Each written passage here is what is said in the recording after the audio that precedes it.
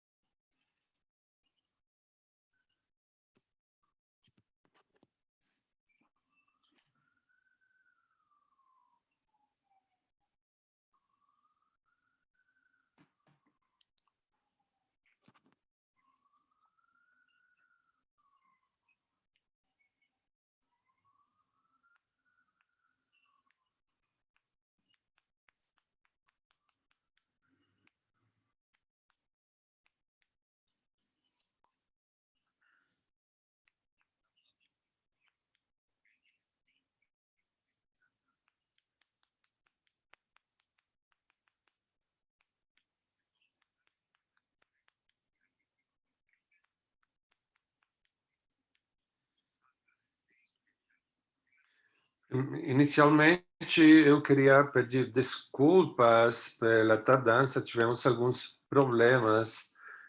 Eu queria agradecer o professor Yves por aceitar o nosso convite. Eu estou muito contente que você esteja aqui. Sei que tem muitas perguntas, todos, e que estão escritas e todos têm que ver. Muito obrigado, muito bom.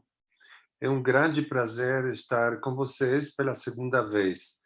Agora, nessa ocasião, nosso ênfase vai estar sobre a pesquisa, investigação interpretativa ou construtivista. O que nós vamos fazer?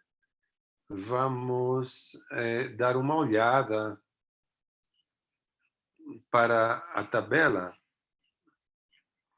principalmente a coluna que fala interpretativa ou consultivista. Após isso, vamos analisar alguns segmentos da pesquisa do Dr. Spigens e mais para frente vamos analisar todas as perguntas que vocês nos enviaram que tem a ver com qualquer das pesquisas. Escrever algumas respostas. Eu escrevi algumas respostas, pelo qual vou projetar a página do Excel e simplesmente vamos colocar o clique aí. Daí para frente, nós vamos organizar. Aí está bem, vamos começar por compartilhar a primeira tela. E eu espero que vocês tenham a tabela número 1 do que nós já vimos, e esse é o espírito construtivista aqui. É simplesmente um resumo. Quando a gente fica envolvida com o construtivismo, nosso foco é que nós queremos fazer um entendimento no profundo, no fundo. Nós não nos focamos na generalização. Pelo contrário, teríamos que sacrificar o entendimento profundo. Quando a gente tem aquele tipo de entendimento, não acreditamos que isso vai determinar significativamente que nós sejamos influenciados pela lei da gravidade. Nós não acreditamos que o preço vai atingir ou afetar a vida dos seres humanos. Então, o ênfase é analisar a complexidade do comportamento humano. Nós não tentamos simplificar e nós achamos que o nosso trabalho é complexo e o nosso trabalho como pesquisadores é permitir, deixar que as pessoas entendam essa complexidade. Isso se chama entendimento profundo. Quando nós falamos da realidade como construção social, nós acreditamos que as percepções têm um papel chave de maneira que as pessoas percebem as coisas. E as pessoas percebem na realidade, e como essa percepção, o que está aparecendo, é, é o melhor exemplo, um grande exemplo que eu tenho, são os rankings, as classificações, as qualificações que são feitas através das universidades em diferentes países. Faz 25 anos nem existiam ainda. Isso foi como parecido com um vírus, mais ou menos. Essa é uma construção humana, de maneira que alguns humanos pensavam que seria bacana ou seria bom conseguir classificar algumas coisas, certas coisas, e publicar algumas qualificações específicas.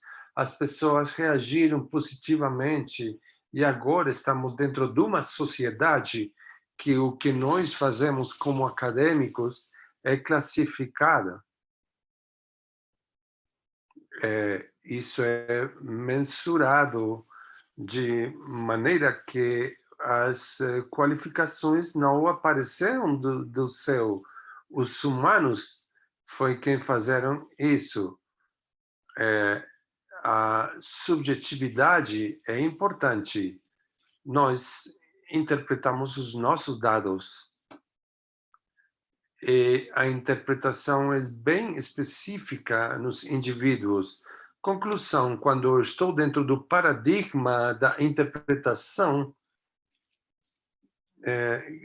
a credibilidade das estatísticas realmente não é exata, porque aquela interpretação que tem em cada frase pode ser interpretada de uma maneira diferente por parte de cada entrevistado ou pessoa envolvida.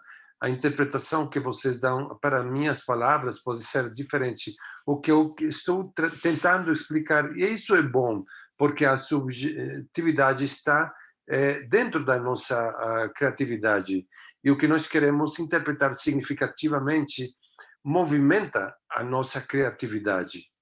Mas nós precisamos ser fiéis para o campo de que nós estamos falando. A subjetividade está aí, mas no mesmo tempo até algum ponto está restringida pelo tempo, pelo espaço, aquela pessoa que está afetada por isso. A flexibilidade é uma marca da interpretação. É possível que nós iniciemos um projeto de investigação com uma ideia difusa, pouca, mas na medida que estamos coletando os dados, teremos um foco específico que não tínhamos no começo da investigação. A generalização não é uma preocupação para a pesquisa interpretativa. E visto que o nosso mundo é complexo, vamos precisar mais de 7.000 palavras para conseguir uma descrição profunda realmente.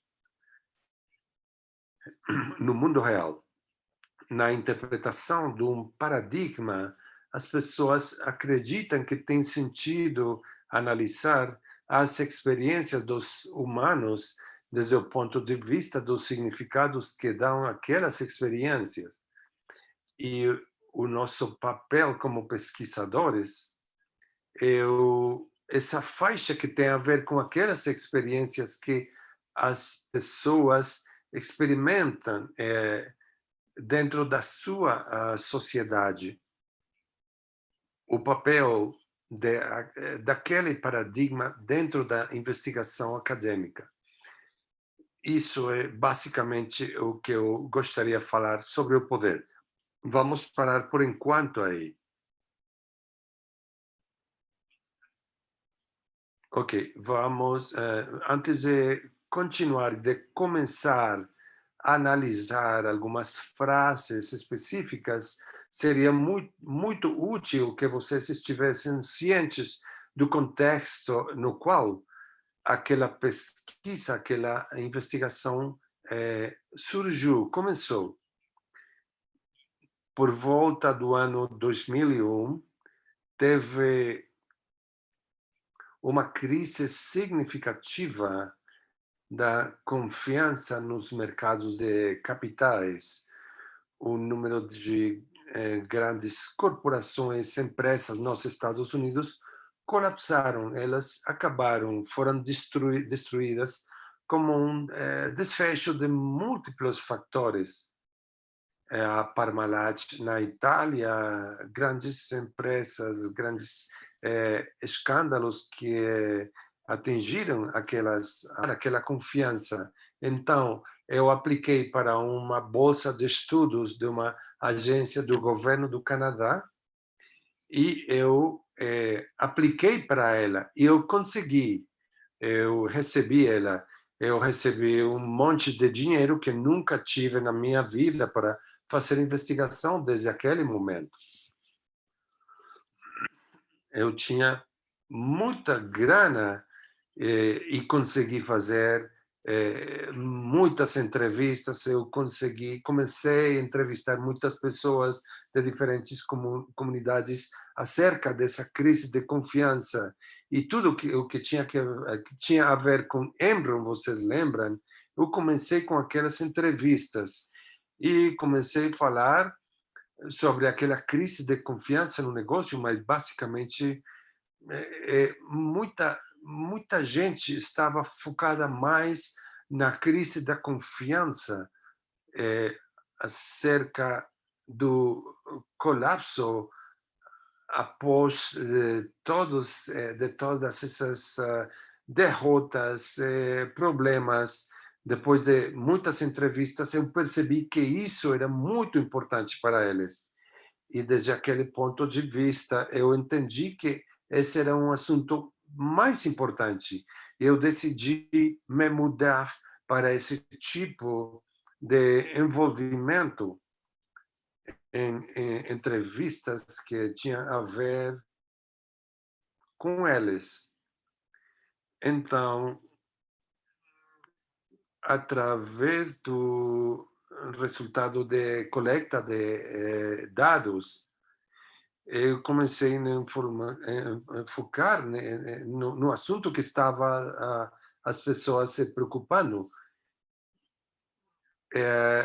Eu comecei a entrevistar pessoas que trabalhavam com Arthur Andersen, que era o problema do momento. Eu comecei a me focar e eu já tinha alguns contatos aí em Montreal, principalmente. Eu conheci algumas pessoas da Arthur Andersen. Aí eu comecei a entrevistar eles e naquele momento eu estava trabalhando na Universidade de Alberta e eu conhecia ao diretor do Instituto de Contadores da Alberta e ele me deu 6 nomes de pessoas que tinham trabalhado antes em Arthur Andersen, com esses 6 nomes, mas o contexto que eu já tinha.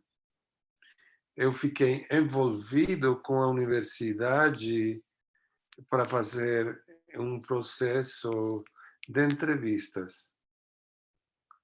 Isso tinha a ver com coisas bem sensíveis e delicadas.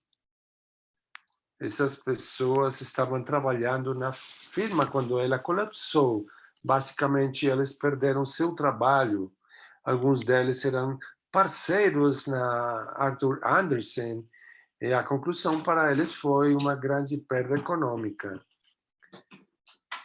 Metodologicamente falando, eu pensei, claro, mesmo que eu tenha um rango de perguntas na lista completa, eu realmente comecei com uma pergunta só para todas essas pessoas.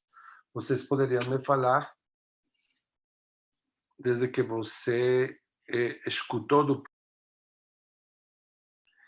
e como foi essa experimentação após daquele problema? Como experimentou aquele colapso da Arthur Andersen, desde que você ouviu desde a derrota, o colapso da Embraer até hoje?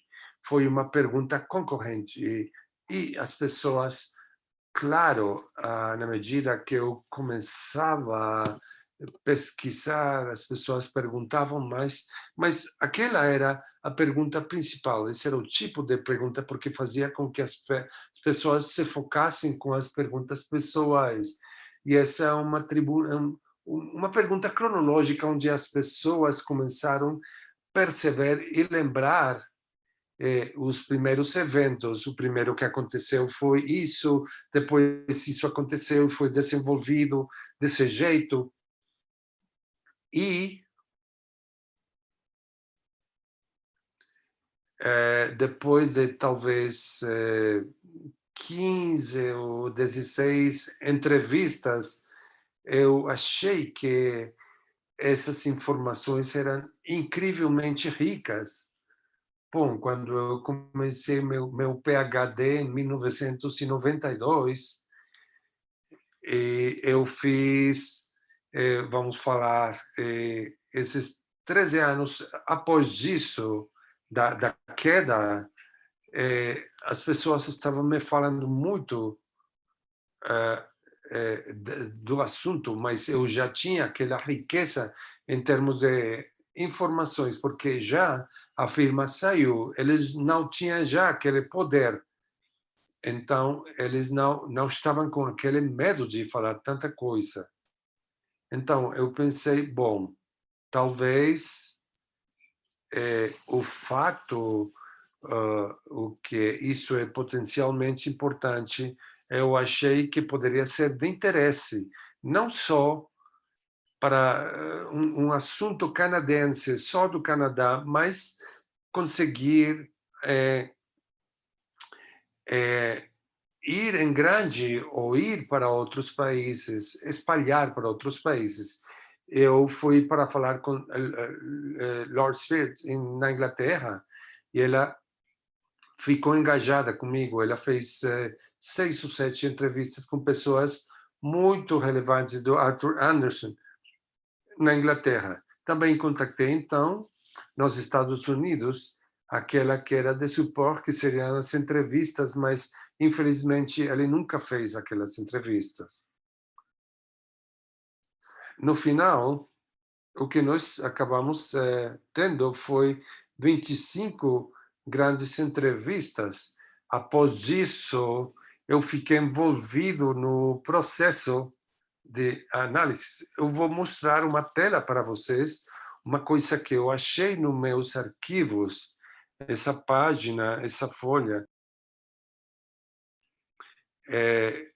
na que eu escrevi, acho que não é de Excel, é um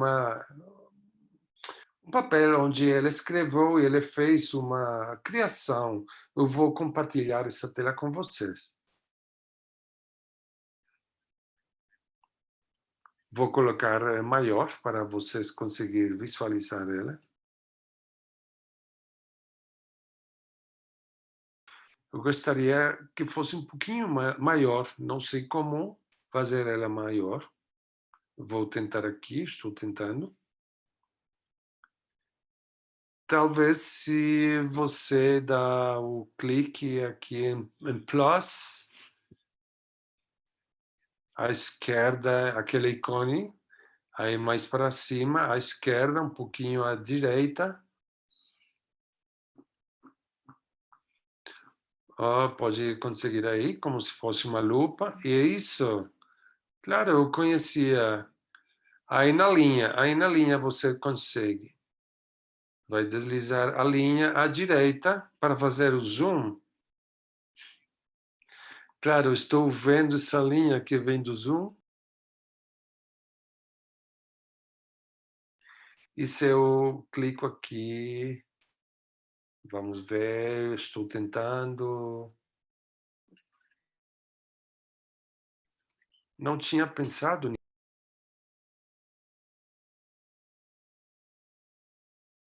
Eu posso aqui mover a linha, aqui, agora. Muito bom. Consegui. Ok, essa é a minha letra, essa é a minha escritura. Então, vocês não podem criticar ela. Eu fiquei preocupado sobre se o assunto tinha a ver com a configuração do significado, ou sobre a identidade, ou sobre o relacionamento entre identidade e significado. Eu tinha lido alguns anos previamente sobre essa coleta de dados acerca de um assunto que se chamava autoidentidade, algo que era muito interessante, algo surpreendente que apareceu, e eu me perguntava como seria aquela investigação, aquela pesquisa. Quando eu comecei a analisar esses dados, a identidade estava aí, mas ainda não estava tão clara se esse era um assunto do Estado ou até o final, mas de certa forma eu tentei escrever uma pergunta na pesquisa tentativa, qual era a configuração do significado e se ele tinha mudado e qual foi o impacto, minuto, em termos de autoidentidade. Basicamente o que eu pensava, o que as pessoas pensavam e achavam acerca da primeira pergunta, o primeiro questionamento, mas eu não lembro bem porque eu escrevi isso acerca do sistema de adoctrinamento. E quando as pessoas me falavam acerca da identidade, elas me falavam sobre o colapso de Arthur Andersen, e isso significava como funcionários da Arthur Andersen tinha a ver com a identidade das organizações, mas também tinha a ver, e me falava acerca da maneira com esse fator da sua identidade como contador profissional. Essa autoidentidade estava dessa uma organização, e outra desde o ponto de vista deles como profissionais. E como eles conseguiram sobreviver ao análise de coleta de dados.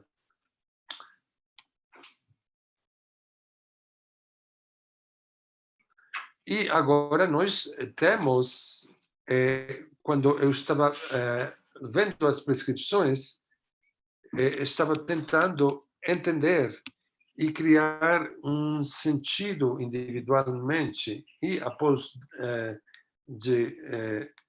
disso, eu li algumas transcrições. Essa é a razão pela qual se mobiliza a criatividade. Esse é um ponto de criatividade. Entender qual é o perfil de cada entrevistado quanto ao trabalho de identidade que ele ou ela atravessou para entender o colapso da Arthur Andersen. Alguns deles estavam muito sentidos, muito tristes, e alguns outros tinham esperança. A primeira vez que eu escrevi a palavra, a razão do porquê, após dessas entrevistas, eu entendi, essa pessoa não está sozinha. Algumas outras pessoas estavam muito tristes pelo colapso de Arthur Andersen, e essa é a razão pela qual nós achamos isso aqui. Essa foi a maneira como foi desenvolvida aquela pesquisa.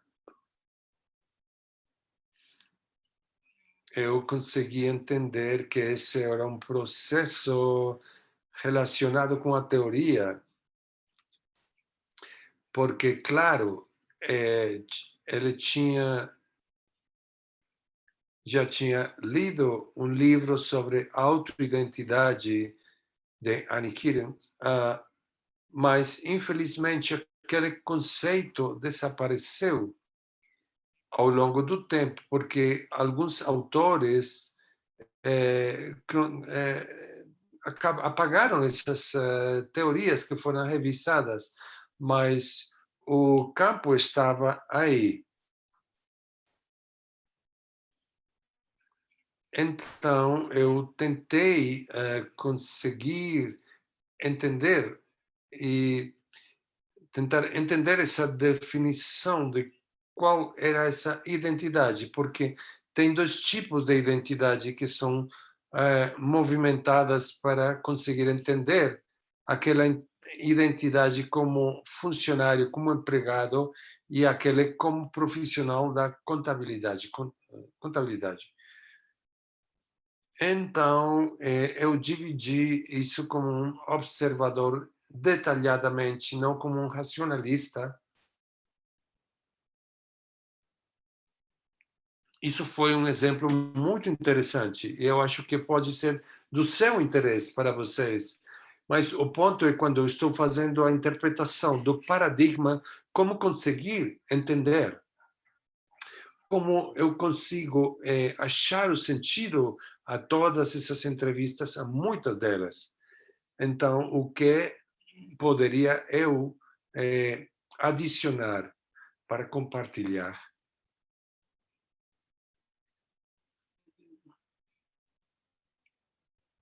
Bom, podemos ver aqui a publicação dessa pesquisa.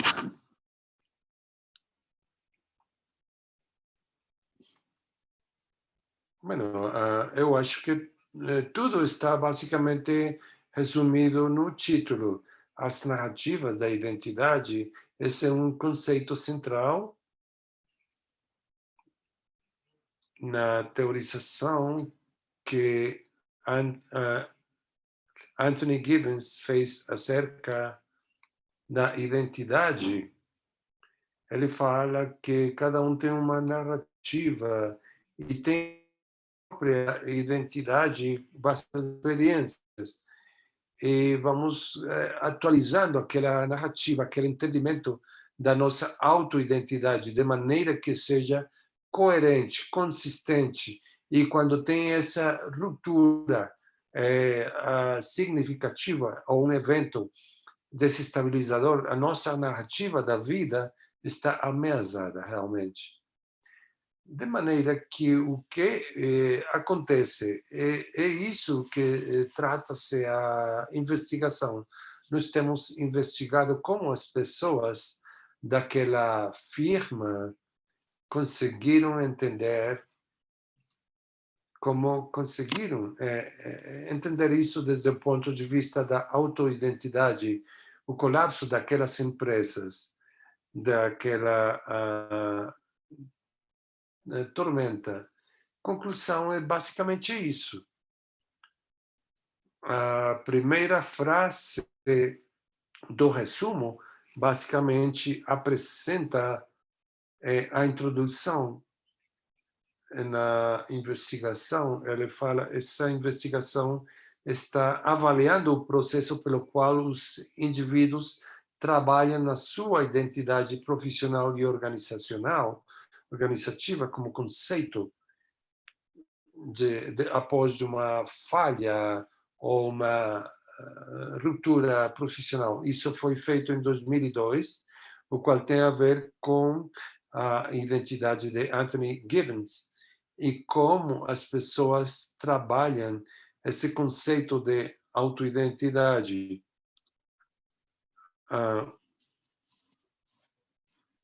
E desde esse conceito de ruptura, o trabalho da identidade pelos quais um indivíduo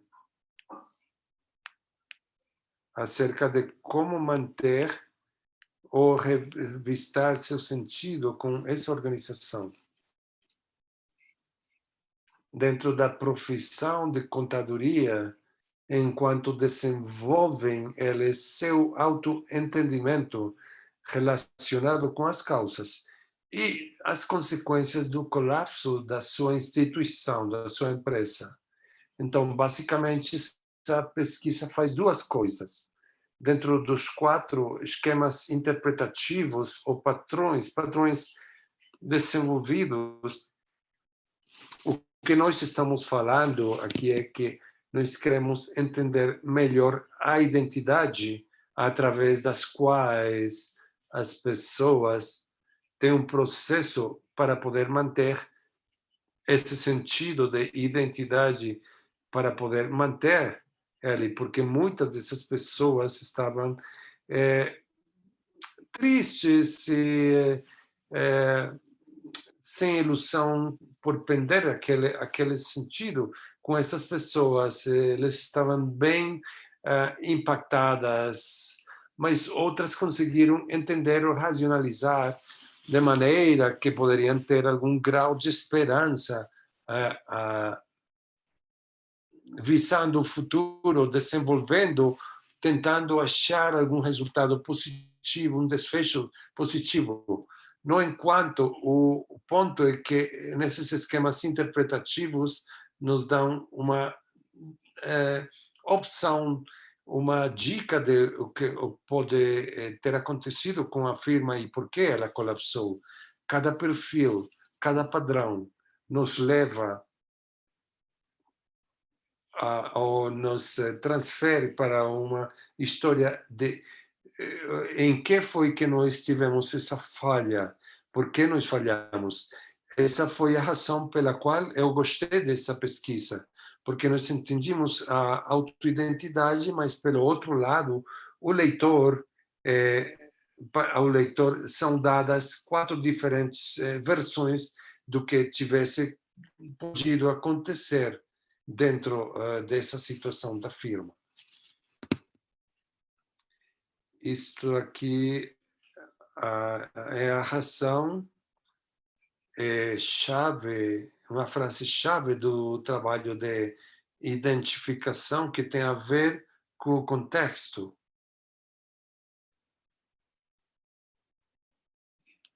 Tem a ver com o trabalho, com as pessoas conseguem se posicionar dentro do colapso da firma Arthur Andersen e o valor que tem a ver isso para a sua vida. Esse é o contexto, porque cada um dos seus perfis dá uma versão diferente da verdade, que o que poderia ter acontecido dentro do colapso da firma. E claro, as outras frases têm a ver com a relação da agência no nível global, na sua estrutura, e como elas estão grudadas aí, estão bem inseridas dentro desse ponto de vista. Bom, devo estar cuidadoso com o tempo que eu tenho. Isso, estou tentando simplesmente de ver o que eu queria enfatizar. Bom, isso já foi falado, já falamos disso. Essa tabela principal é basicamente essa. Aquela pesquisa aqui, nos 2 sentidos de autoidentidade estão aqui na organização. É aqui como membro prévio de Arthur Andersen, e aqui a segunda na sua identidade como contador público, e os diferentes perfis de desilusão, ressentimento, racionalização ou esperança. As diferentes 4 colunas. E daí eu vou pular essas páginas eu vou para a discussão, para o análise. Esse ponto é importante. Então, os parceiros, principalmente, estavam altamente impactados acerca do colapso da firma. Quando nós falamos com eles, eles ainda estavam envolvidos como sócios. O que foi que aconteceu após do colapso da firma? Essas pessoas basicamente adotaram, como sempre foi, alguns parceiros que já não eram membros da firma, aos quais foi oferecido um trabalho em Deloitte ou em Ernst Young, e onde eles conseguiam ir trabalhar apesar desses elementos tão inestáveis e questionavam seu sentido de profissionalismo, falando da contadoria pública. Outro ponto aqui que também é importante, o que basicamente foi importante foi que os sócios, os parceiros que entrevistamos, basicamente não sabem o que aconteceu dentro da oficina de Houston, que estava auditando isso. Eles não sabiam, mas eles eram os donos da empresa, mas não tinham conhecimento de por que sua própria firma colapsou. Então, eu achei que isso era muito desestabilizador. E foi talvez a razão pela qual vamos falar que não são sócios no sentido completo, mas estão no serviço, estão ao serviço de uma outra empresa, mesmo que ainda são parceiros, são sócios, agora realmente são, e como gerentes, eles não conheciam o que estava acontecendo dentro desse escritório. Agora, tem outra metodologia, aqui eu já falei, algo que eu achei que chamou a minha atenção, porque não consegui decifrar aquelas entrevistas, eram tão importantes, tão ricas comparativamente com as entrevistas que eu tinha feito para outros auditores no passado. E eu pensei acerca daquele assunto, possivelmente aquelas entrevistas eram ricas exatamente porque o poder disciplinar daquela empresa já não existia naquela empresa, tinha se destruído, porque já não tinha cabeças que conseguissem ou pudessem processar. E um dos sócios, quem eu conheço muito bem, eu conhecia muito bem, explicitamente falou que quando Arthur Andersen estava vivo, os parceiros eram informados, e essas informações eram para responder aos acadêmicos e aos jornalistas que queriam entender mais dos processos da empresa. A ideia era dar respostas limpas e bonitas de como era realmente a firma. Isso eu achei bastante interessante. Essa é a razão pela qual nós mencionamos para assuntos futuros, onde estejam se entrevistando a pessoas que antigamente trabalhavam para as organizações. Isso poderia ser bem interessante, porque quando as pessoas são empregadas, são funcionários, talvez estão constrangidos, obrigados para responder e moldear as suas experiências, apresentar elas de uma maneira bonita, vamos falar assim, e assim, e pouco conflitivas. Eu acho que é isso, basicamente. Essa pesquisa foi apresentada eh, na primeira revista onde foi apresentada, foi em AOS e também nós fizemos 4 rodadas de revisões para elas ficarem perfeitas para ficar para publicar. Bom, vamos agora pensar se eu tenho alguma outra coisa para comentar para vocês. Se nós analisarmos todas as investigações que eu já publiquei na minha carreira, essa é uma das primeiras preferidas. Eu não falo das citações, mas a minha preferência principal é essa. Esse é um dos 3 artigos dos quais eu estou muito mais orgulhoso. No escândalo de Arthur Andersen, isso nos trouxe muita turbulência na Europa e nos Estados Unidos. Até algum ponto, é um dos eventos mais significativos e eu acho que, inclusive, em 50 anos ainda, pessoas que vão querer pesquisar e entender o que pode ter acontecido ruim com esse rompimento, essa quebrada do Arthur Andersen. E sei que muitas pessoas ainda não pesquisaram o colapso de Arthur Andersen desde o ponto de vista qualitativo.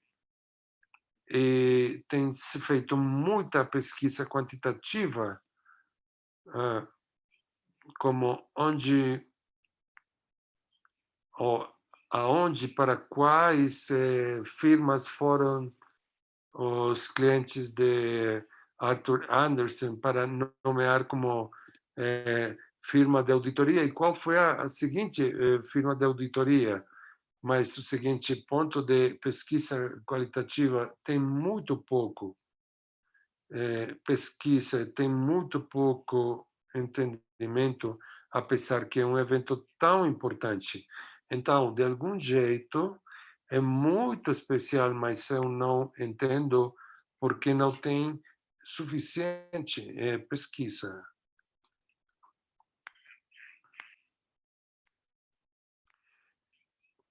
Quando Vicky me falou desses eventos no futuro, nós conseguimos entender o impacto dos eventos difíceis nas pessoas, quando as pessoas passam por momentos difíceis dentro das organizações, quando a organização está envolvida num fraude, um escândalo, e as pessoas estão passando por momentos bem difíceis, é realmente interessante examinar e rever os processos que estão relacionados com aqueles processos em termos das consequências e, que podem ter para as mentes e emoções humanas.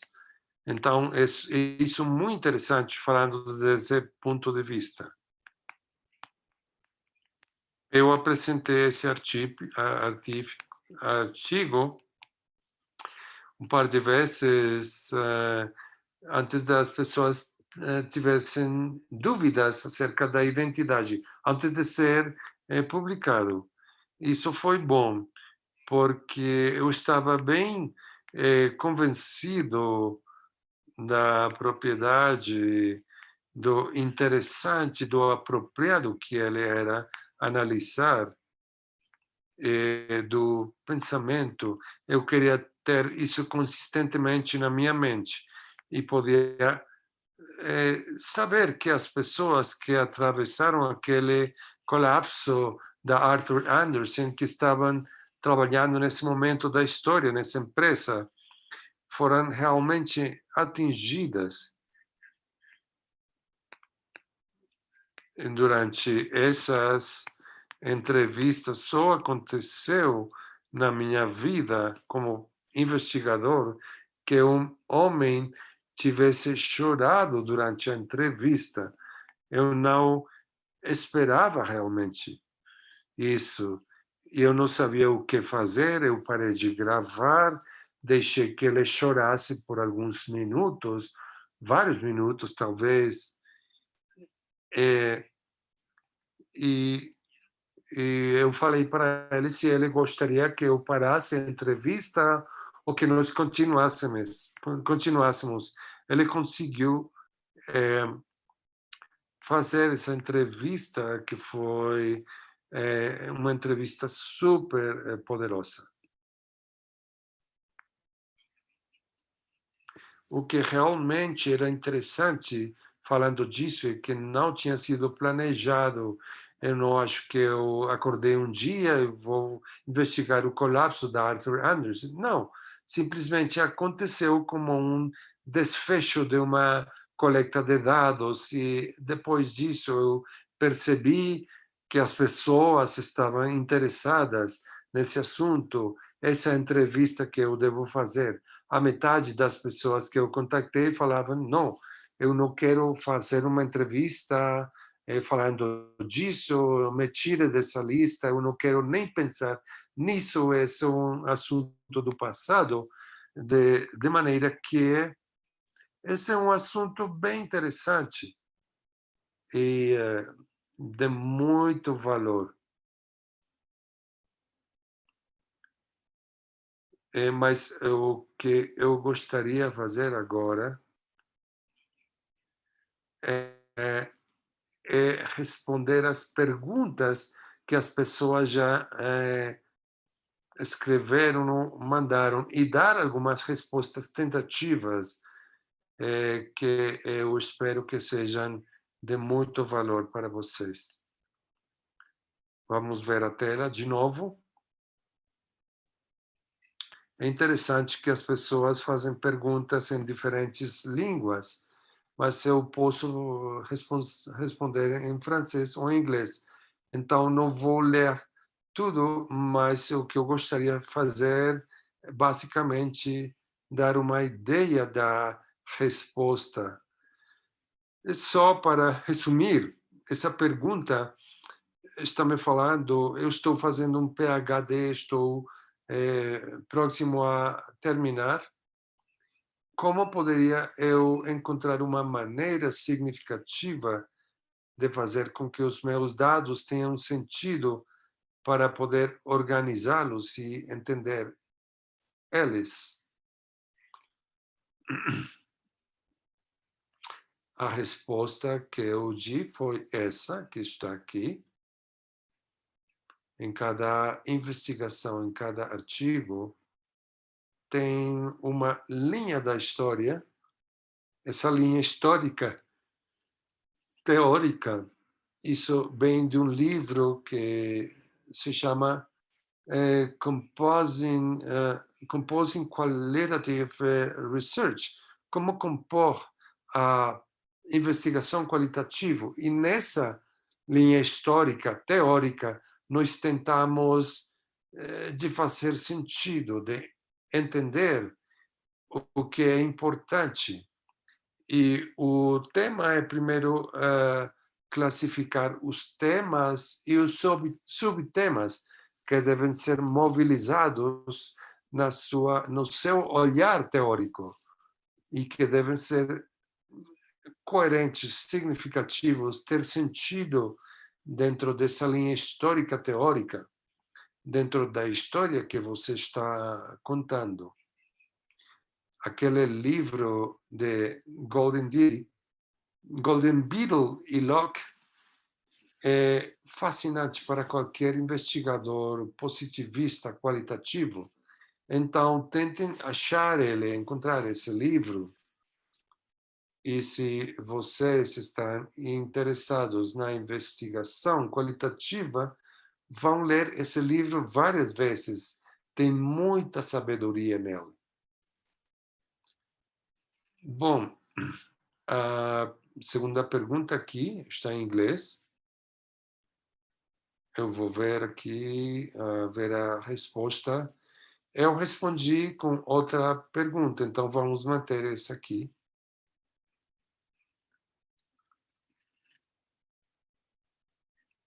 Essa pergunta está em português, tem sido traduzida por Nick L.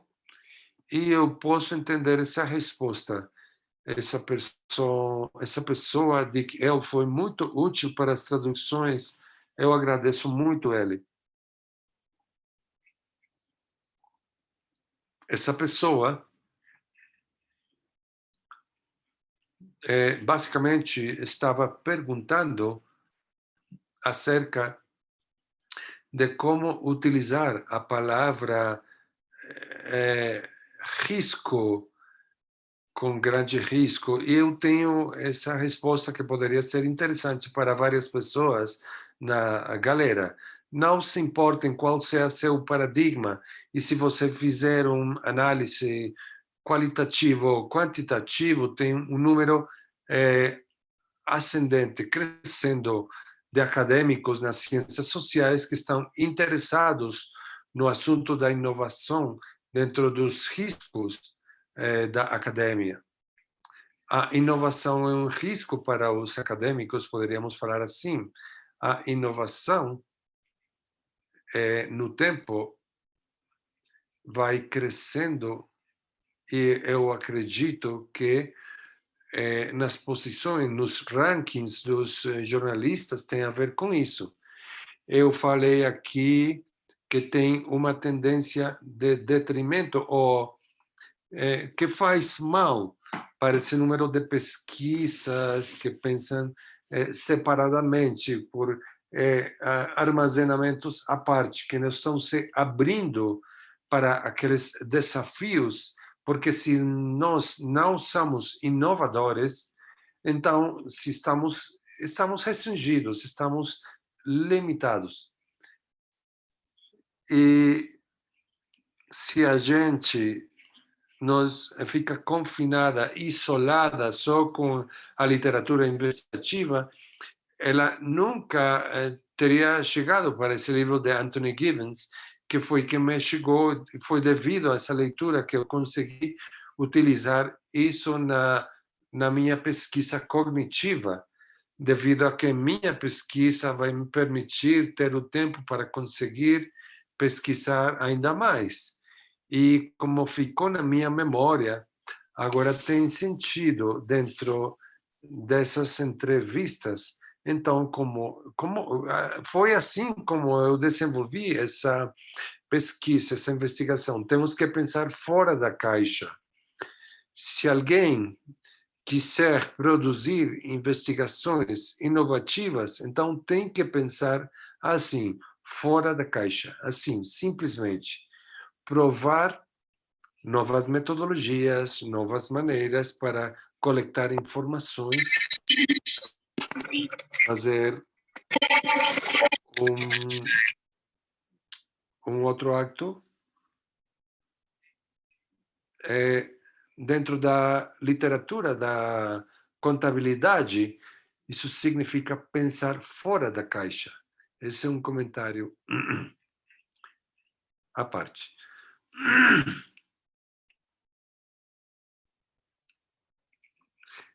No Brasil, não é fácil publicar um artigo qualitativo. Poderia ser difícil, sim, mas essa é a minha perspectiva própria, pessoal.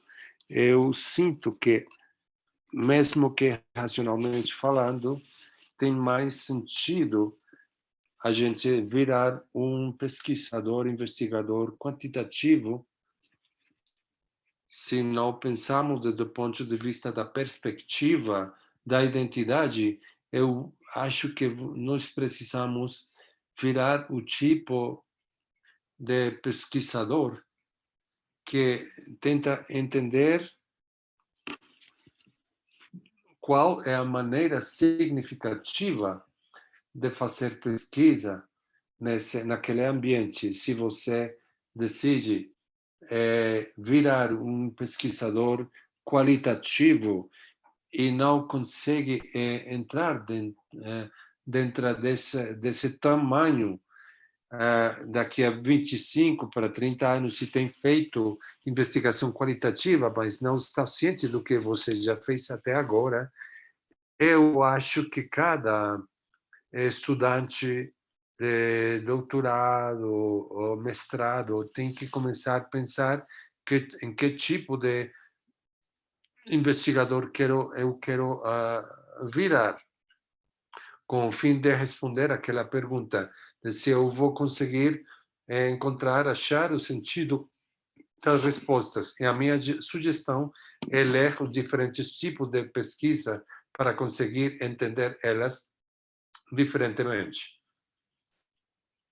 Se você vira um pesquisador qualitativo, se você tem a ver com esse perfil, esse é um perfil de uma maneira de fazer pesquisa onde está envolvida a criatividade.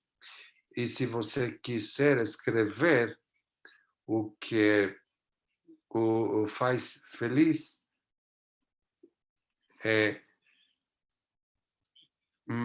minha filosofia acerca da publicação de um artigo ótimo, finalmente você acharia a maneira de publicar de uma forma interessante.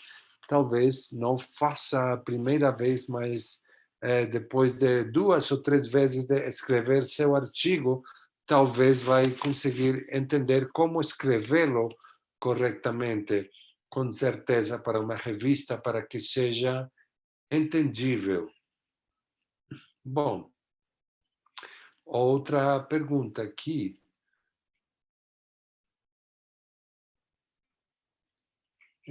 Devido a que é qualitativo, é flexível com os diferentes abordagens e focos, essa é uma pergunta interessante. Os leitores têm que estar cientes que o critério de qualidade muda de um paradigma para o outro. Então, os leitores devem conhecer, devem estar cientes dos paradigmas da pesquisa, com o fim de ter certeza de conseguir avaliar um artigo segundo o paradigma, porque ele é bastante, muito pouco justo avaliar um processo e vai ser, por exemplo, análise positivista, porque o critério qualitativo vai mudar de um paradigma para o outro paradigma. Aqueles positivistas, eles gostam que seja válido eles ter o controle, e eu não utilizo aqueles critérios. Eu gosto da flexibilidade, da fidelidade para esse assunto e a concepção de maneira que tem uma relação significativa com a teoria, de maneira que tenha um encontro real com a teoria.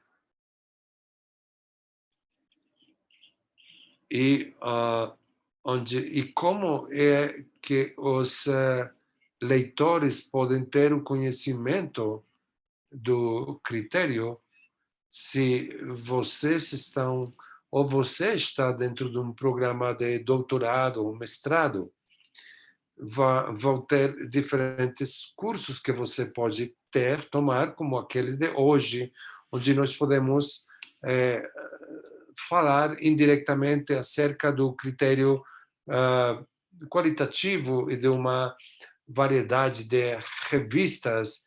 Você deve ter uma grande variedade. Tenha certeza disso para ter grande variabilidade desde o ponto de vista das linhas editoriais de cada uma dessas revistas.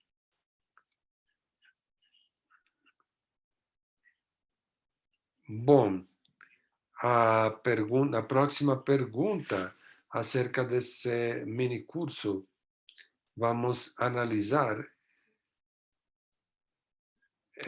vamos analisar essa é uma pergunta, um comentário relacionado com a importância das emoções.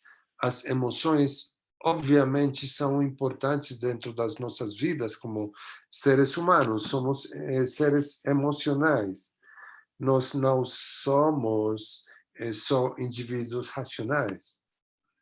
Mas esse é um grande ponto. E também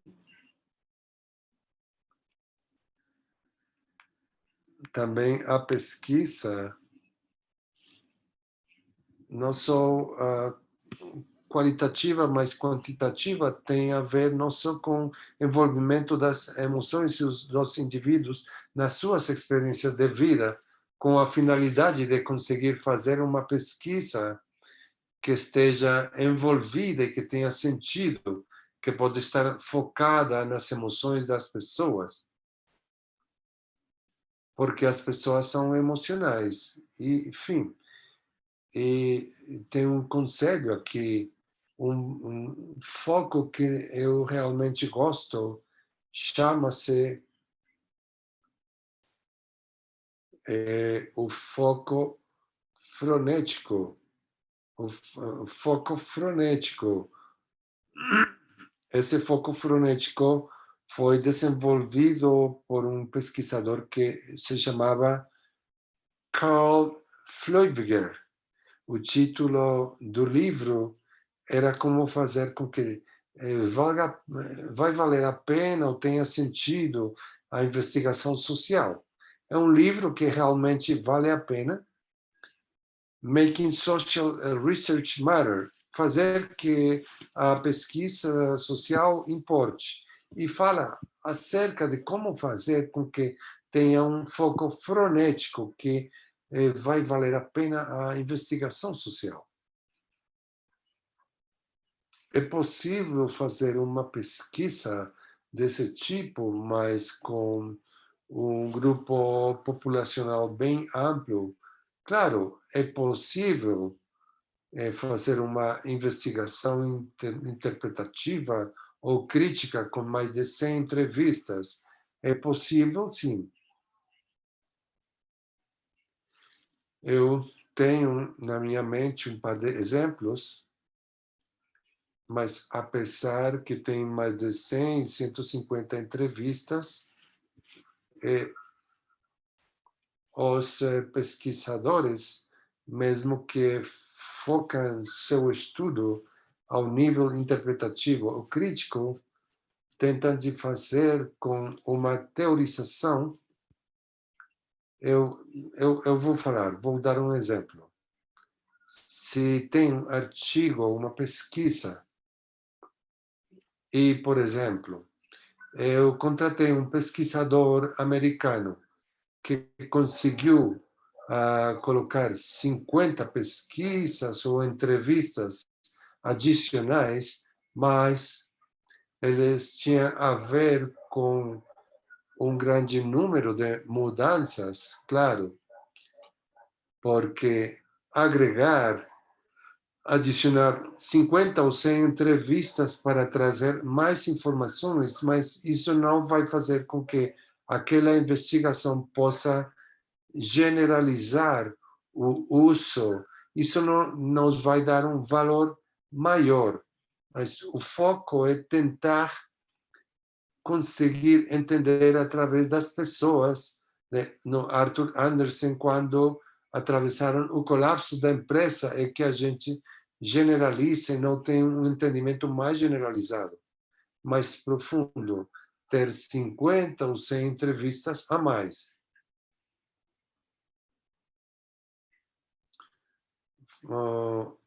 Falando do seu valor, não tenho mais o respeito, falando. Não, não vou adicionar mais informações para responder essa pergunta.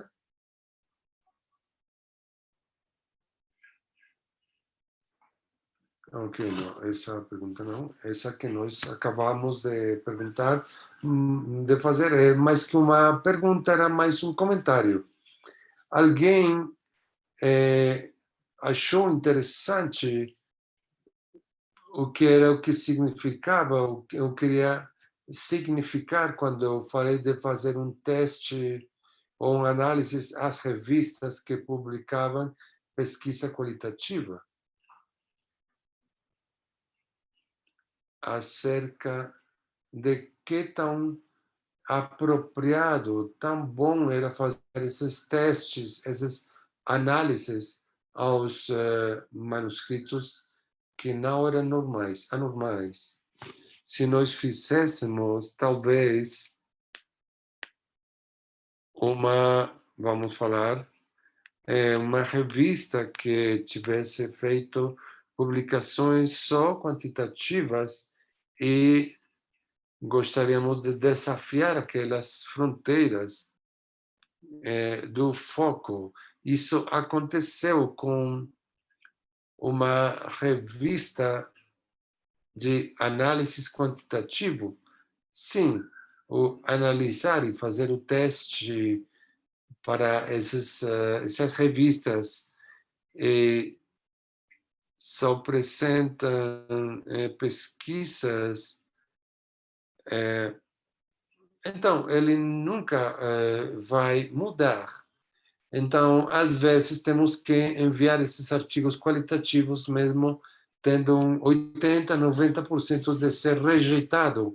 Mas nós fazemos por uma razão boa, positiva, só para lembrar esses editores que tem um monte de investigadores qualitativos lá fora que nós fazemos o que nós achamos interessante para os leitores jovens. E eles vão se beneficiar, seriam beneficiados de ler as conclusões das pesquisas qualitativas. Bom, essa é uma muito boa pergunta.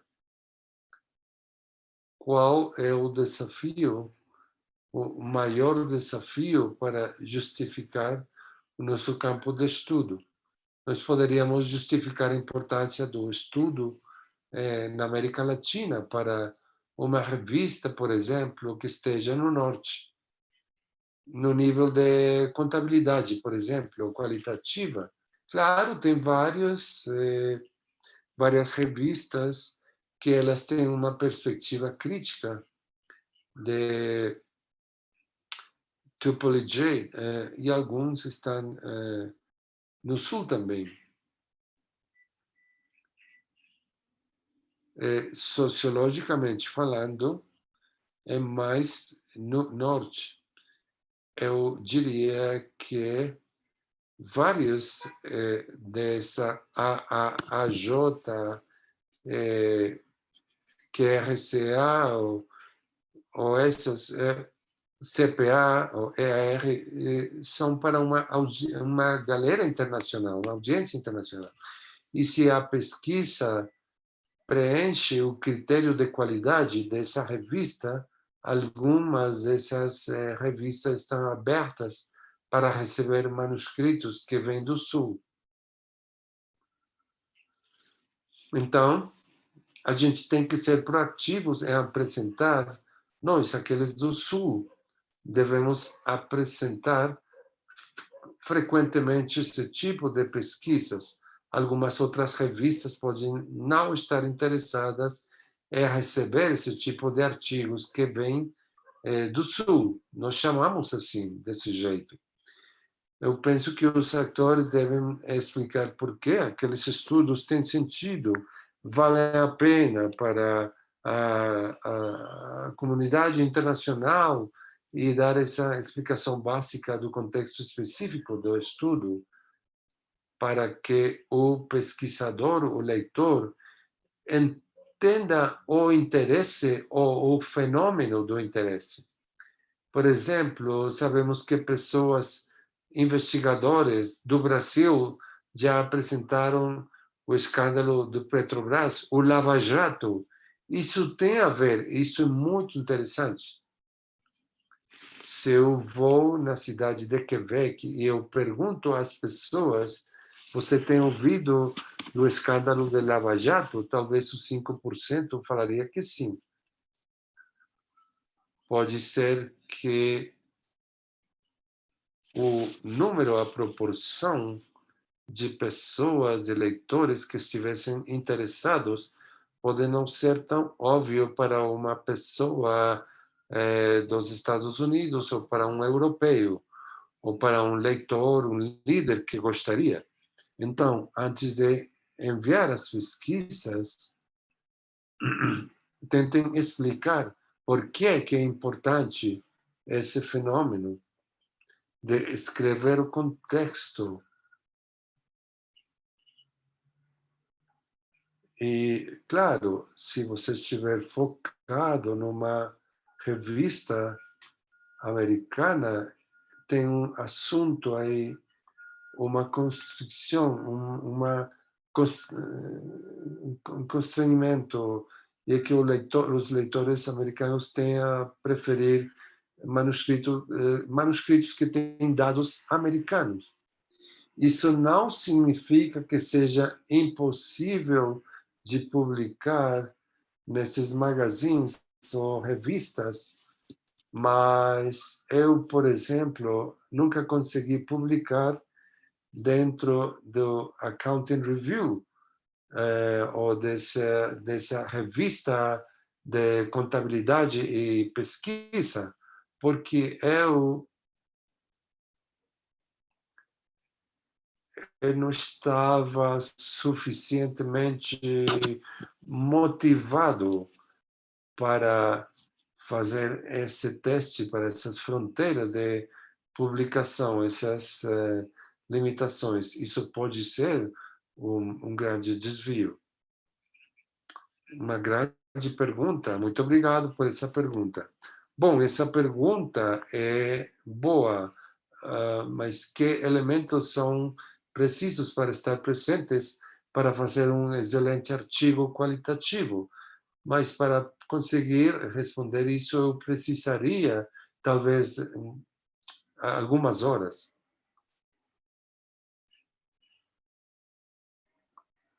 Agora, vamos rever essa resposta breve e tentativa. Aqui tem umas guias.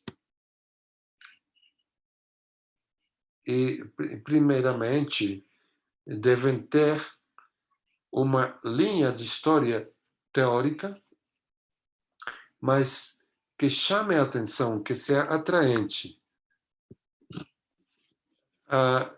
Comparing Theorize Storyline. São um par de livros escritos por Golden, Beetle e Locke.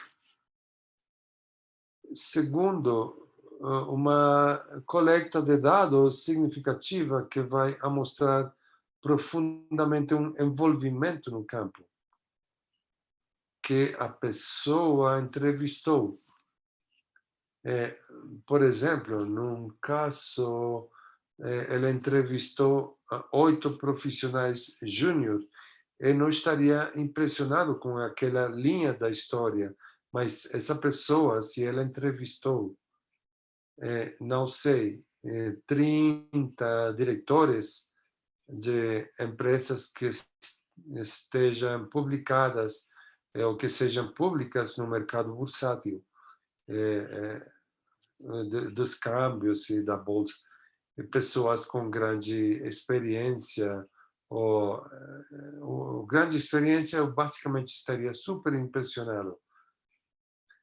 Uma outra guia que tivesse links significativos com o mundo da teoria que fazem com que uma investigação seja acadêmica ou que tenha uma relação significativa com o mundo da teoria. Deveria ser feito de uma maneira creível. Além disso, com um bom posicionamento de uma literatura persuasiva é importante. Isso não vai significar que vai precisar de uma secção completa no significado da literatura. Deve ter, pelo menos, ter 2 parágrafos no resumo. E também deve ter uma análise de perspectiva que dê uma autoidentidade de trabalho. É isso que significa uma análise persuasivo, de maneira que tenha um limite baseado nos dados. Também deve ter umas declarações contributivas que devem ser significativas. Não falei da palavra contribuições. Eu gosto melhor de uma declaração contributiva. É uma maneira de nomear isso, de maneira que tenha também uma mensagem de persuasão do que você deve levar, porque as pessoas devem ter na sua memória 5 anos para frente. Que é o significativo? Qual é aquela ideia que vale a pena lembrar depois de vários anos, que vem do seu artigo? Então, como editor, frequentemente, eu tento empurrar e colocar isso dentro dos autores, o que significa uma ideia, um caráter persuasivo que vai se manter na memória das pessoas. Bom, a próxima pergunta.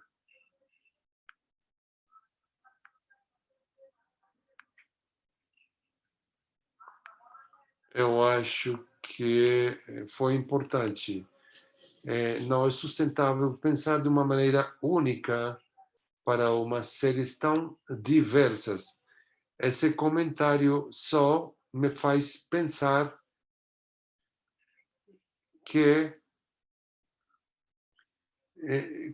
como eu estou contra dos monopólios do conhecimento, a diversificação que tem a ver com o conhecimento que está garantido é crucial. Não tem sentido que um pesquisador utilize sempre as mesmas metodologias e as teorias, porque na realidade é muito complexa e está convulsionada, e dentro dessa complexidade tem, portanto, muitos paradigmas, métodos, teorias e olhares diferentes. Então, como estudar as relações sociais se são tão complexas realmente? E seria um grande erro, epistemologicamente falando, como eu analisei o que aconteceria então se todos usássemos os mesmos óculos, as mesmas lentes para analisar a sociedade e os comportamentos dentro dela. Felizmente, um número cada vez maior de artigos são receptivos até algum ponto dessa diversidade de pesquisa. Por exemplo, vocês podem ver que muitos artigos são, vamos falar, simpáticos, são relativos com o análise crítico, inclusive com a apresentação dos manuscritos inusuais. O que aconteceria se todos os artigos na Colômbia fossem só positivistas e todos os editores das revistas fossem? Também temos que perceber ou destacar que esses artigos têm que empurrar aquelas fronteiras de que nós falávamos para fazer com que essas revistas mudem a sua concepção através de apresentar artigos diferentes, inusuais. Essas foram as perguntas que eu recebi e as respostas que eu di.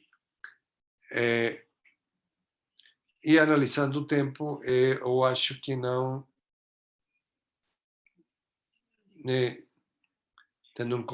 levando em conta que nós devemos terminar na minha hora, poderíamos ter 15 minutos mais, mas talvez podemos espalhar 15 minutos, vista que nós começamos 15 minutos após. Bom, tudo bem. Temos recebido muitas perguntas no chat. Mas temos 3 perguntas mais, não vamos analisar. O que vocês acham se não fazemos um descanso e mais bem, talvez vamos continuar durante 15 ou 20 minutos mais? Muito bem, analisemos as outras perguntas acerca dos...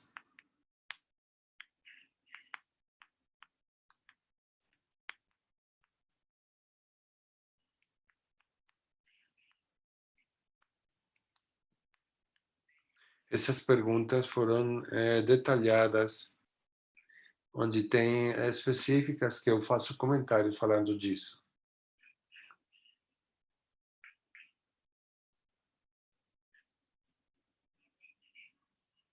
Aqui temos um pesquisador de administração de contabilidade e tem um assunto bem peculiar acerca dessa análise que nos faz envolver frequentemente em pesquisas positivistas.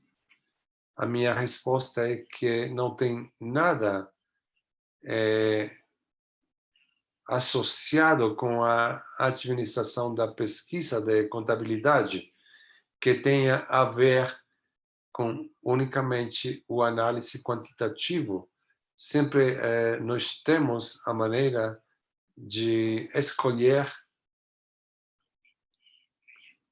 por exemplo, se nós nos focamos no orçamento, uma pesquisa acerca do orçamento, nós podemos analisar ela desde o ponto de vista crítico, positivista, dependendo da sua mente e dos seus dados, os que eles acham na administração de contabilidade, qual tipo de educação foi dada, o que foi dado mais para frente. Mas isso é basicamente uma eleição paradigmática que poderia ser inconsciente, aquela eleição. Como pesquisadores, nós sempre temos a capacidade da flexibilidade para conseguir examinar um objeto de estudo desde um paradigma ou outro. Bom, um artigo bem escrito acerca de uma pesquisa qualitativa com um desvio positivista poderia ter a oportunidade de ser publicado numa dessas revistas, em algumas revistas que de boa reputação, ou com a JPT, a CAR, a Sociedade de Investigadores em Contadoria e a TAR. Na TAR tem se aberto a fronteira para algumas investigações, algumas que já colocaram o mês passado, nós analisamos, mas também teve outra publicação na revista de contabilidade que é de pesquisa positivista. Então, a resposta é, definitivamente, existe aquela possibilidade. Em contabilidade administrativa tem vários exemplos de pesquisa ou artigos qualitativos. E, sim, essa não é a minha área principal de pesquisa. Eu não estou acompanhando no dia a dia, não sei o que acontece na CAR, principalmente na CAR, mas essa pesquisa é muito boa.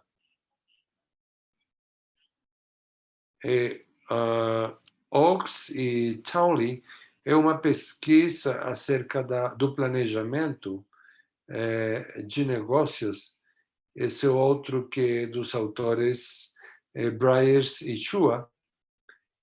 É uma grande pesquisa em ABC acerca das organizações e a sociedade de contabilidade. Essa é muito boa, com Gia Coley Carter, que é muito interessante, foi publicada na AOS.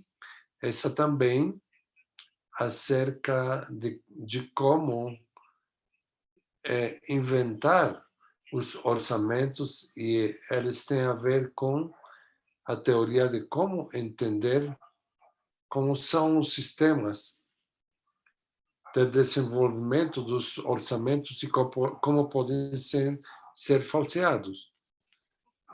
Bem, outras perguntas que eu recebi foram essas, que tem a ver com uma nota de pé de página de Gendron e Spira, em 2010, onde está falando de um parceiro antigo de Arthur Andersen, mas que deu alguns comentários acerca da pesquisa. E aqui na minha resposta, aqui Paulo Júnior também dá umas opiniões acerca dessa nota de pé de página. E minha resposta tentativa é que esse é um ponto periférico, não é crítico importante. Nós colocamos, por isso, numa nota no pé de página.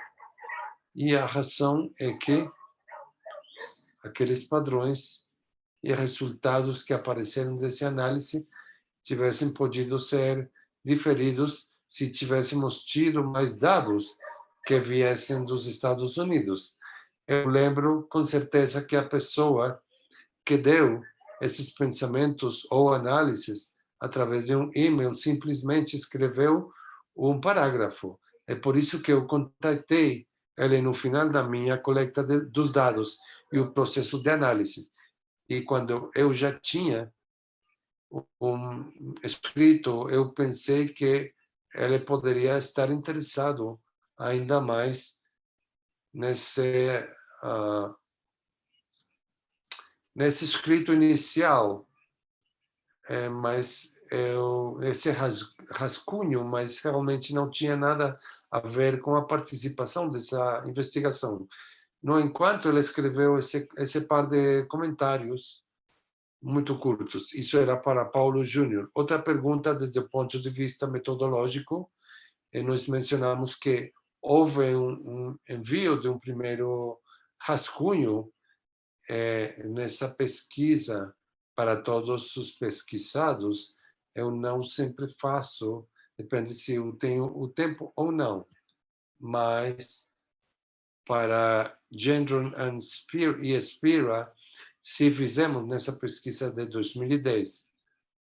E a resposta é que enviar esse primeiro rascunho aos entrevistados é parte da investigação qualitativa, é parte das melhores práticas. Segundo Lincoln e Cuba, em 1985, nós encaminhamos com dois propósitos. Primeiro, ter certeza que o que eles falam está suficientemente anonimizado, é suficientemente anônimo. Isso era importante, porque as pessoas pareciam dar anedotas reais, ter fidelidade com a verdade, mas é importante que não sejam identificados, porque talvez poderiam ter consequências negativas, e nós não gostaríamos de ter isso para os nossos entrevistados. Conclusão, nós queremos ter certeza de ser parte do enquestado, por parte do enquestado, do pesquisado, que ele concorda com que nós publiquemos aquelas informações ou parágrafos ou opiniões do jeito que nós estamos colocando. Pelo outro lado, queremos que as conclusões na parte B deem uma informação adicional que de alguma maneira fosse incorporado dentro do nosso argumento, que fosse interessante para o nosso argumento. Um princípio básico do começo é que eu, como pesquisador, sou o dono das minhas interpretações e conclusões. Então, os entrevistados não são os donos. Eles não têm uma proibição sobre as minhas interpretações ou conclusões. Eu entendi que podem se preocupar sobre seu anonimato ao respeito, falando das suas opiniões. É por isso que são mais gerais, para que eles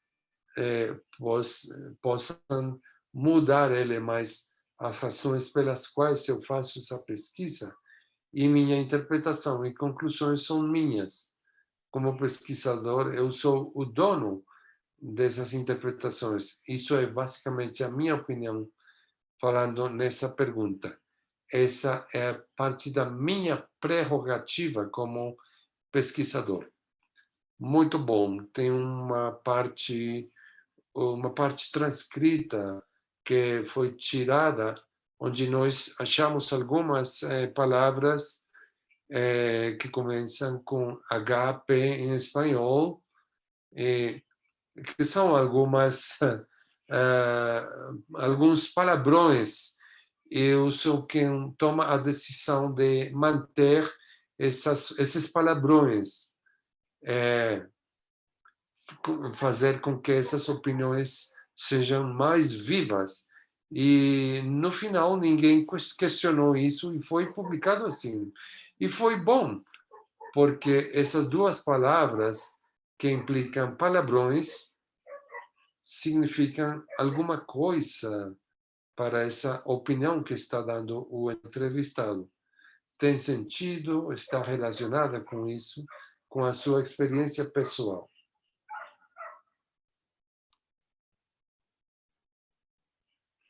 Bom,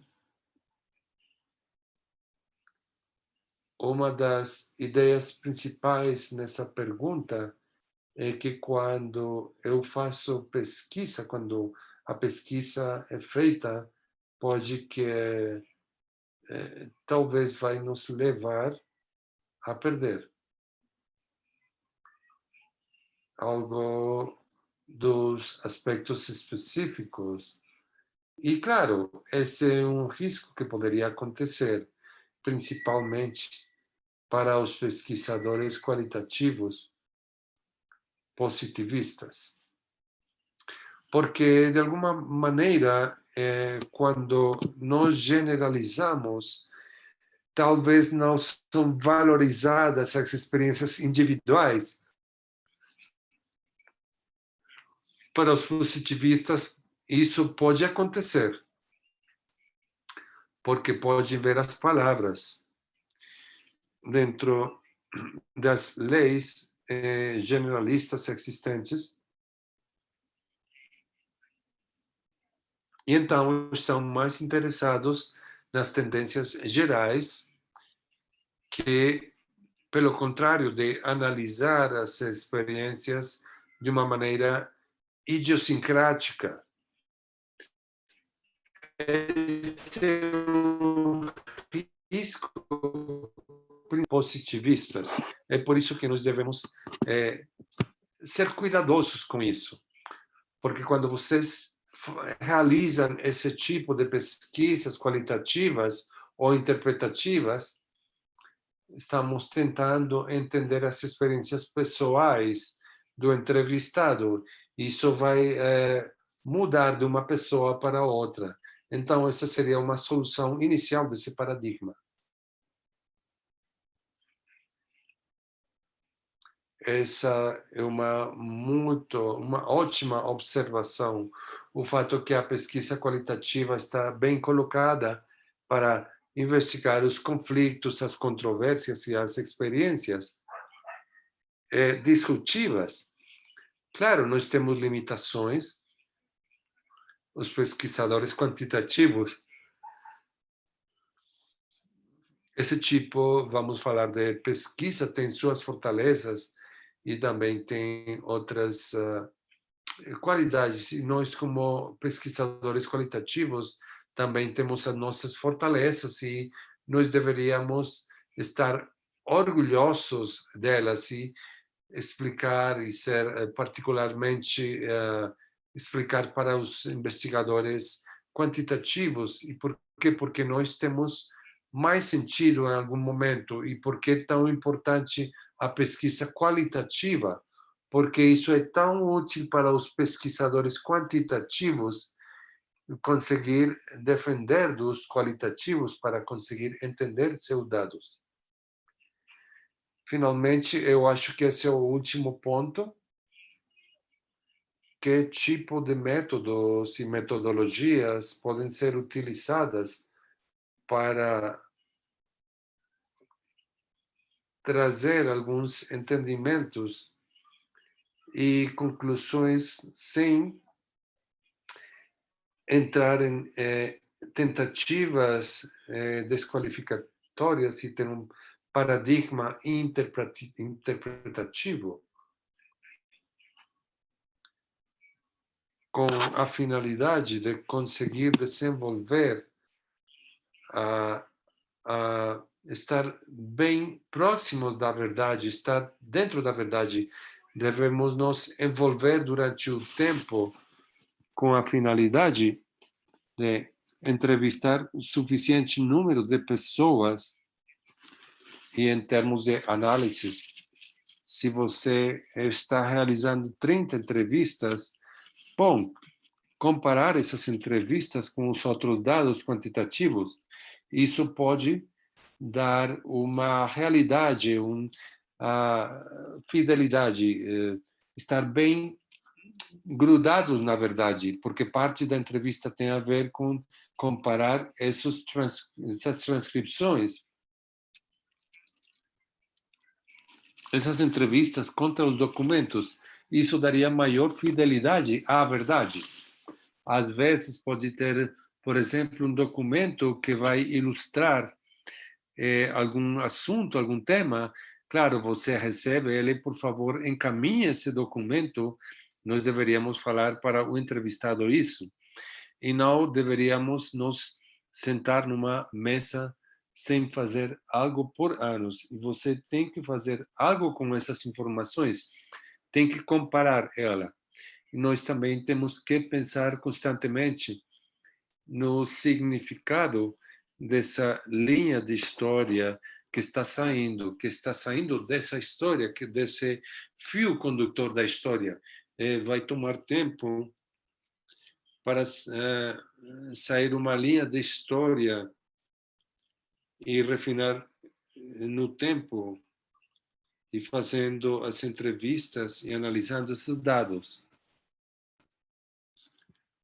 Comparativamente com os procedimentos, basicamente essas são as minhas dicas que podem ser úteis para desenvolver como faz Lincoln e Guba, enquanto como desenvolver uma análise qualitativo e quantitativo, grudados na verdade. Muito bom. Ainda parece que temos alguns minutos.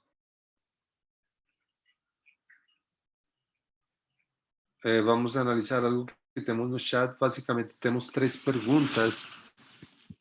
Eu posso unir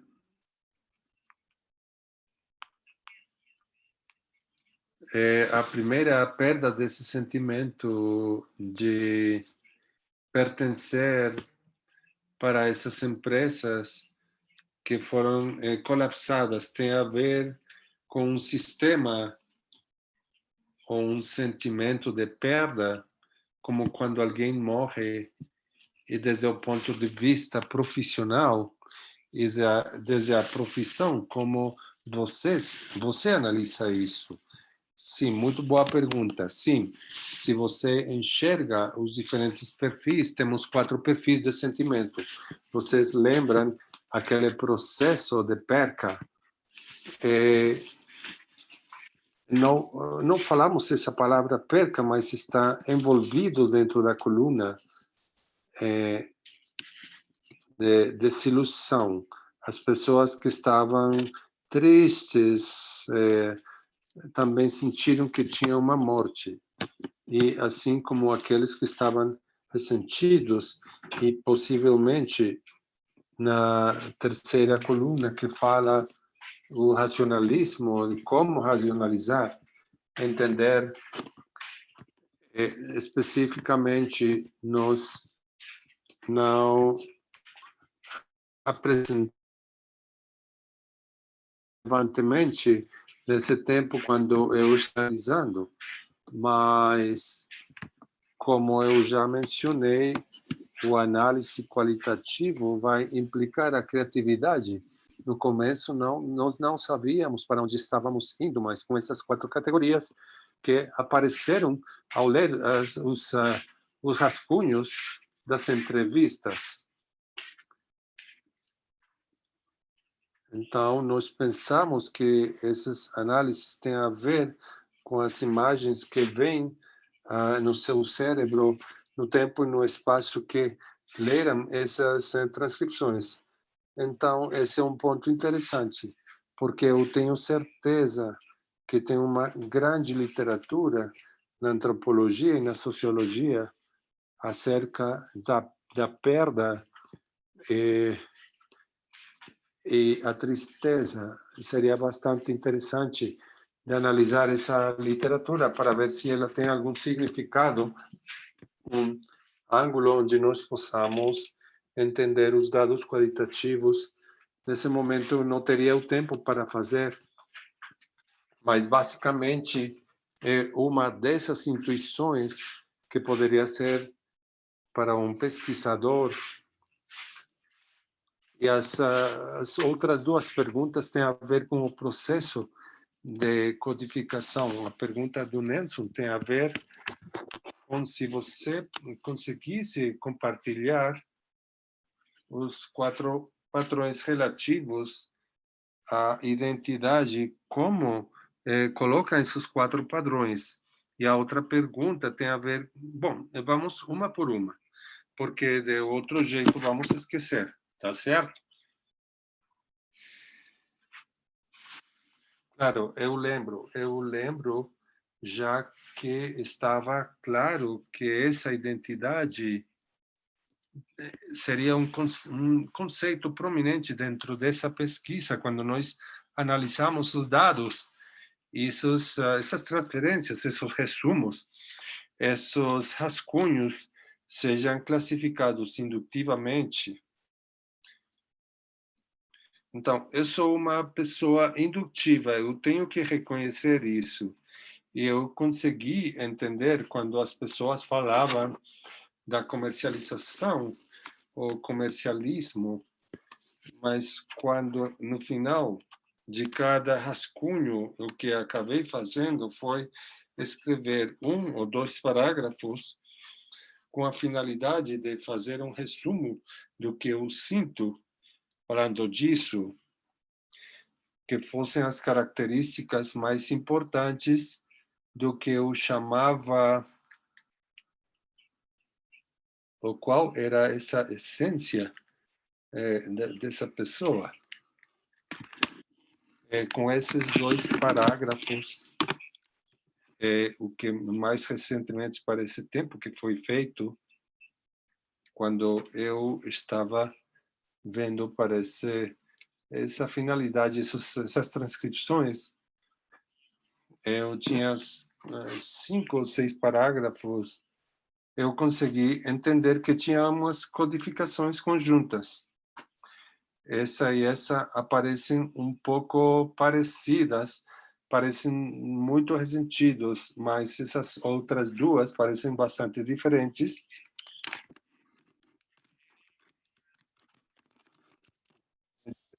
Então, escrever e escrevendo e guardando na minha mente isso, é isso que eu fiz. E a última pergunta que nós temos é do Fabrício. O Patrício, professor, obrigado por compartilhar suas experiências durante o processo de codificação. como você conseguiu manejar diferentes narrativas nessa pesquisa? E além da diversidade, tinha os padrões-chave. Eu estou me perguntando se isso qualificava como uma característica. Né? Um, claro, já que eu codificava de uma produtiva, isso é quando eu algo interessante, eu codifico. Nesses códigos, às vezes, tinha só uma frase só, apesar que tinham 25 frases, mas alguns desses códigos tinham 25 frases dentro da entrevista.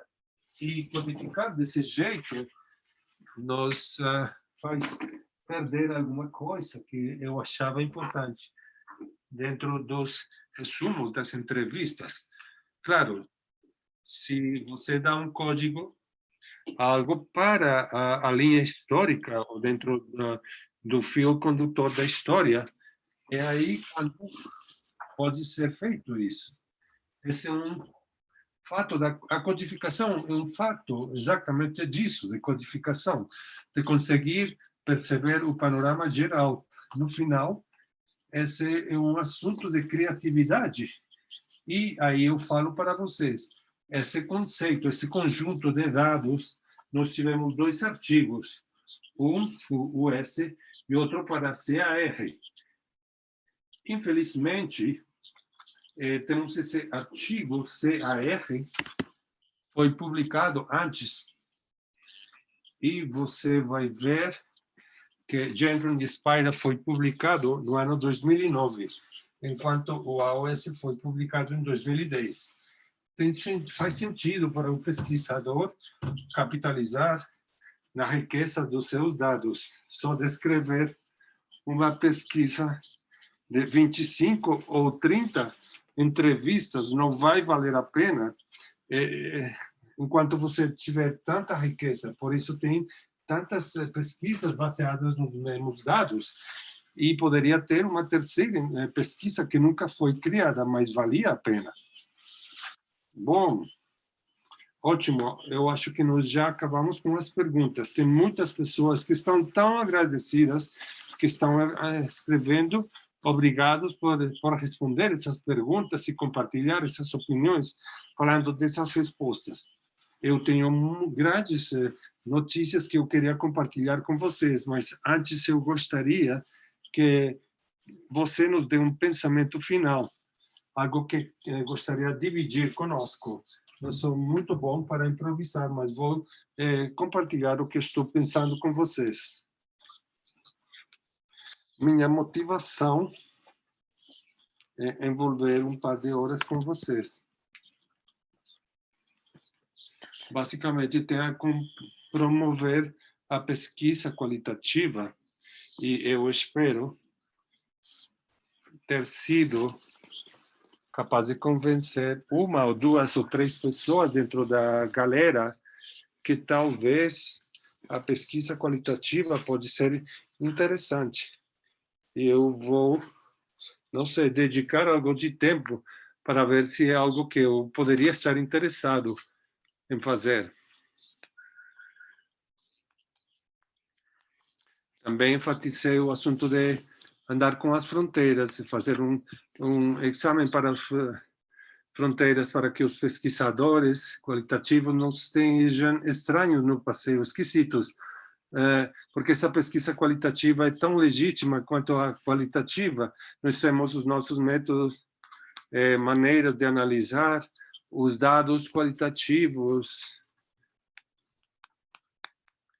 e criar umas histórias e redondear qualitativamente.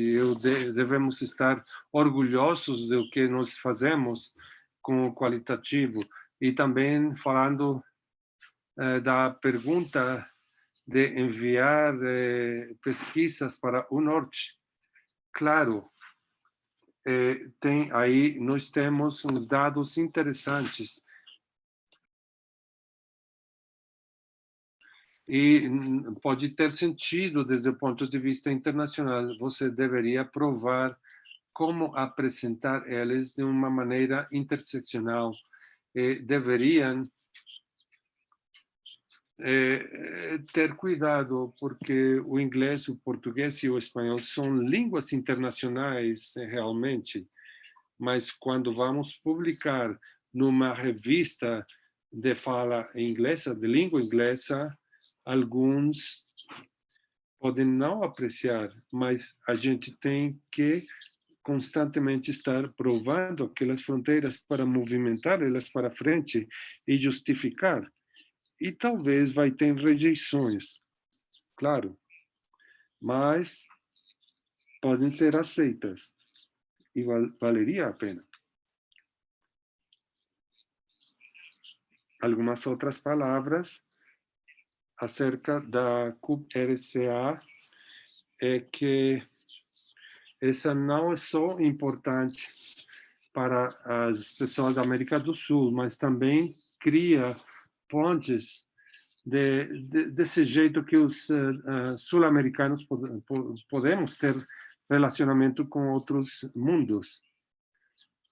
É parte do foco da QRCA, essa revista é muito importante para nós. Muito obrigado pelo seu tempo. Bom, no nome da rede QRCA, estamos trabalhando bem fortemente para fazer com que esse evento seja possível. E Douglas, se conseguisse compartilhar essas apresentações, poderia ter dados importantes acerca dos eventos da QRCA. Mas, de novo, obrigado. De novo, eu gostaria de me desculpar por os eventos que houve que nos obrigaram para começar tarde, mas eu gostaria de mostrar que temos 165 cadastros de 13 diferentes países, de Centro, Norte e América do Sul. Então, nós conseguimos ver um limpo, mas mais para frente vão conseguir ver em gravações. A gente vai enviar esses vídeos e vamos colocar. Esperamos seus comentários. Douglas, podemos ver o seguinte slide. Nós queríamos as doações que você pagar para os tradutores. Provavelmente muitos de vocês são contadores. Essas doações são muito úteis, mas não conseguiram pagar o orçamento completo, então requerimos de mais doações. Eu só gostaria de mostrar por esse slide que entre mais pessoas nós temos envolvidas em português e em espanhol, vamos ter mais doações e vamos conseguir pagar por esses eventos. Agora as boas notícias. Nós temos o consórcio de formados. Isso vai ser 4 e 5 de novembro, também como a conferência, a palestra virtual, 16, 18 e 18 de novembro. Temos abertas as chances de recepção dos artigos. Nós queremos artigos interpretativos e positivos, positivistas. Por favor, apresentem as suas opiniões falando disso. Por favor, tentem provar, empurrar as fronteiras de QRCA. Isso vai ser, eu sei que vai ser uma grande experiência. Temos o site qrcanet.org. Mais uma vez, vocês fizessem essas doações, vamos encaminhar para vocês os webinars, os cursos pela rede. Nós temos mais 2 em junho, um acerca do painel respectivo da pesquisa da diversidade em contabilidade e o painel que é acerca das mulheres na América Latina. Um vai ser com a Universidade de São Paulo, e nesses 2 painéis, em setembro 2, vamos ter um painel acerca da educação da contabilidade dentro da pandemia. As conclusões sobre essa crise atual. Isso vai ser muito útil acerca das conclusões de como conseguimos criar essa reunião de Zoom tão rápido.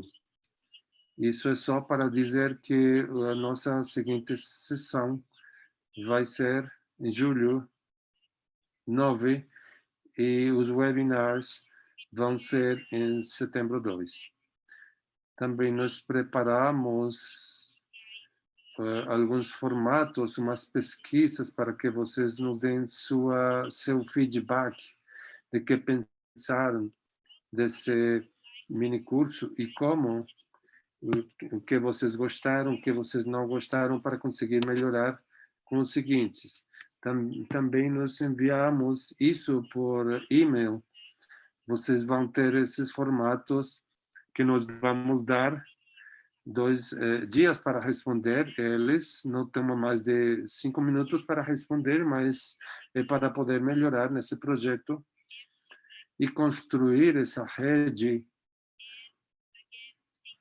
Cada uma desses feedbacks sejam importantes.